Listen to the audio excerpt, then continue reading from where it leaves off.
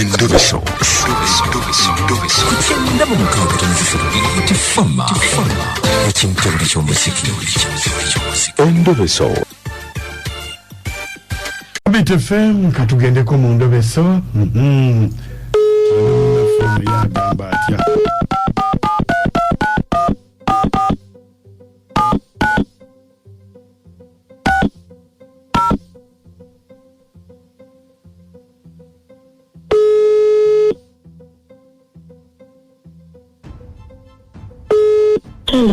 Wanji nyabo?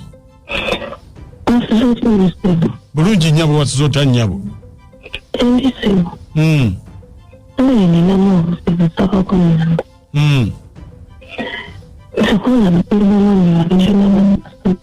Wanji?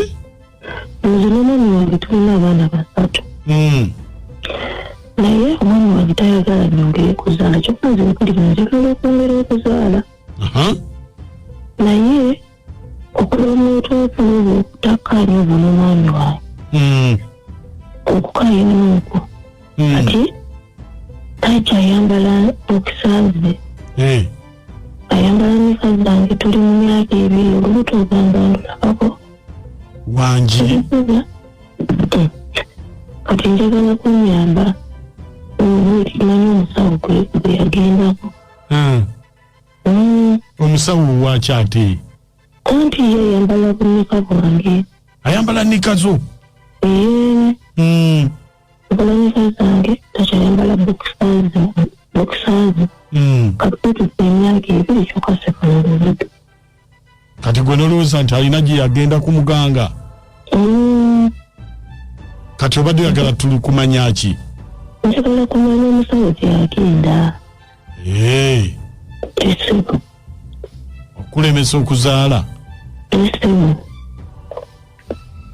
kale beerako ku simu tovaako.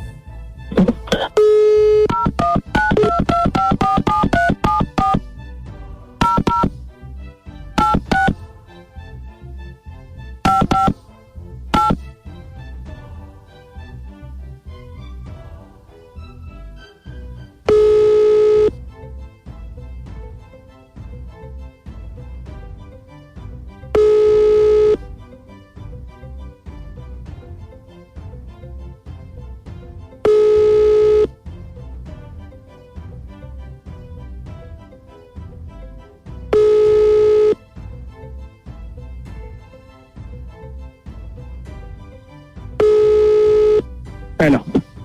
Owaaye? Wanji. Kiki? Ng'oyogera toyogera obadde ki? Ani onooba? Nze Mwebe.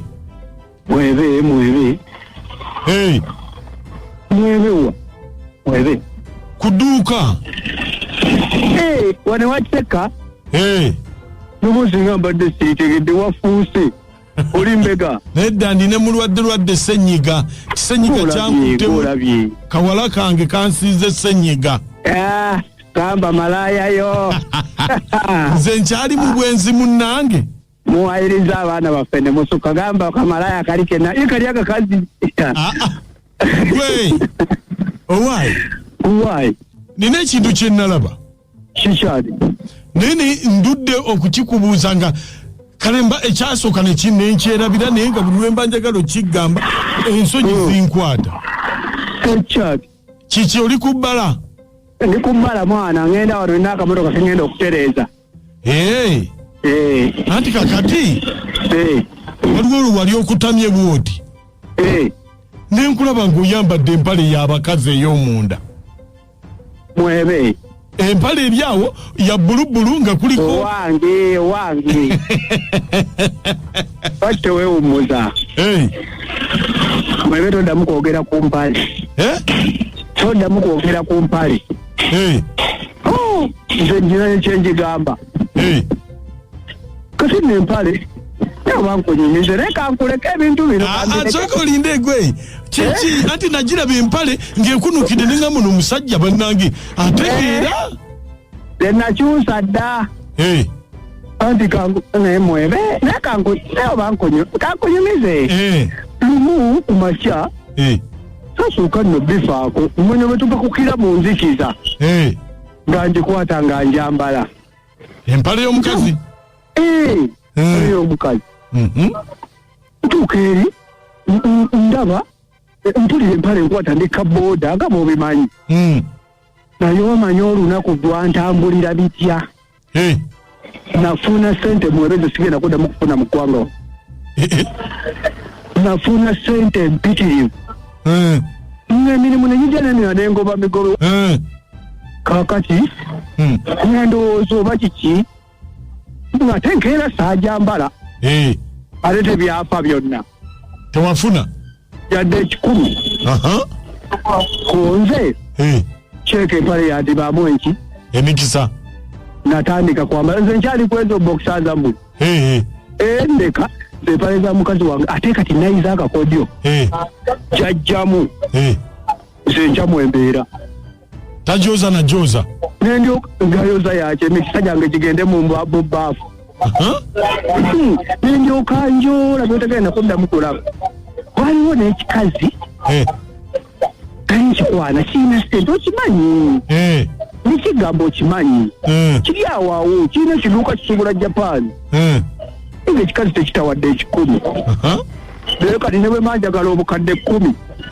Kikubira bukubizi nti nyambayo obukadde 10 ne kiŋŋamba kirina sente za kuwola kankuweyo obubiri. Nyinza okugyamu ennika gwe. Nga gwe wateeba. Sisobola nagijjamu naye waliwo ekizibu kimu. Waliwo buno obupale obulina oluwuzi emabega w'ebuzi. Kanyiga eno bakama bange bonna ne babanga bannange nga bannuma eno kabanga akansala mu luno olw'emabega. Kaliwaako. Buno bw'oluwuzi oba bwe bugistringi. Ako osiiba kakusala eno naye ate kaaba yayambadde eggulo. Gwe bampita ku dduuka. Kale tunaddamu mwebe. Kale.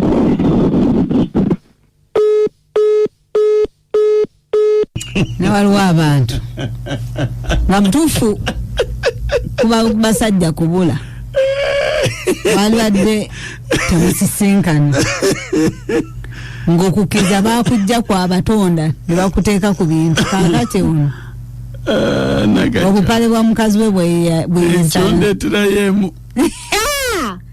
amanya kasenge. Bannange kiri wano tinkakireebaga. Kati okirabye? Kirabye wano naye nga kayinza okuba kalimu omukisa. Naye mujja kwawanuuza bimutategeera olwaleero luno mu byesonyiwe. Ndowooza endobesa omugiwulidde omusajja ayambala bupale agamba bumulimu omukisa. Seba akapale kalimu omukisa muku nawe utandike kubanga kaakati batulagiridde ekikolo n'eddagala.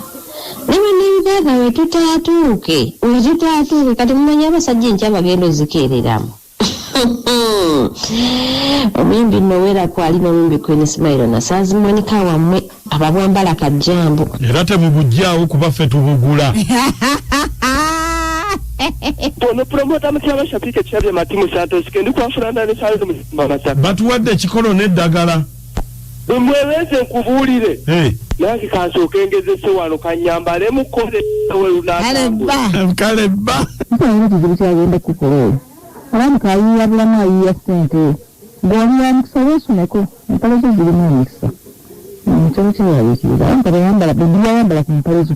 Muyoola byezo oli yamukisa. Tana kyagenda kukola teweerabikirira. Beera mugumu ng'asula wansi. Kyokka bannaye. Teacher. Nakabuye. Ono Kyabbeyi wa Mukimbo Ntulaboa. Toyinza kubanga Kyabbeyi tozambalangamu. Mukama wange era kituufu era kati naye kati kituufu naye kati ngenda kwongera mu Yolulefu ne bakasitoma. Bakama baleetereza naye bannange kyekyo ekizibu ky'empale okuba nti zibadde zibulaabula naye kati ye mukazi agenda bwenoonya naye nga omukisa oguli awo gw'amaanyi kubanga tebanakukooza n'okukamba naye abasajja muwaki mweswaza. Tweswaza. Naye ke kasanga ti omusajja baaba simulabanga. Bana basi ambasada wa Baruli nakasongola gyendi. Eba naye abantu balina ebyama bibasirikira naye omusajja yandiramu olweraguze ng'ekintu ekyo yeeraguza bweraguzo kizuula. Mpulidde nga alina ekikyamu ku mutwe bannange.